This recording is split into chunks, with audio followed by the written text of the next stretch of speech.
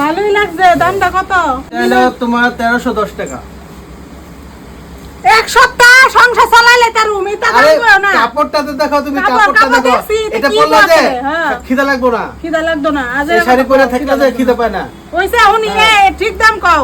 আরে আঙ্গো সব ঠিক দাম তো, আমরা সব 150 ঠিক। টাকা দিবা? হ্যাঁ? পাতলা শাড়ি 150 টাকা দিবা? 150 টাকা তো এগুলা 150 টাকা শাড়ি আইবো না তো। কেলে গাইতো না? এই যে পাইটটা আছে এটাই 150 টাকার উপর হইবো। হ্যাঁ শুনছি। আমরা শাড়ি পরি না তো। এই শুধু দাম পাইটটা লাগতো। আইবো না।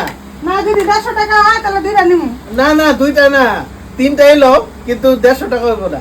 না না না তোমরা যে দাম কইছো হইতো না না। আমার আরো এই কথা করলে আরে তোমার স্পেশাল ডিসকাউন্ট দিয়ে তুমি যাও। না ডিসকাউন্ট মুসকাউন্ট বুঝি না। আমি Special discount হইবো। পয়সা আছে অত ঢুকিতেও কিনুম না। কত দিবা কত? ঠিক দাম কও। 180 টাকা দিমু। বুঝবা? না হইবো না, হইবো না। হাসো না বুঝছো? হাসো গেলি গা সব কথার মধ্যে। আর তোমার দাম যদি পোষায় তাহলে দিও না, না পোষালে না। হাসাহাসি করো না। বুঝছো না? বুঝতে পারে ঘরে অশান্তি নেই, মাইন্ড দামাদামি অকত করুন যায় না। দিলে দিব না দিলে না, এত হাসি হুসি গেলি গা বুঝি না বেটা কো। বুঝতে পারে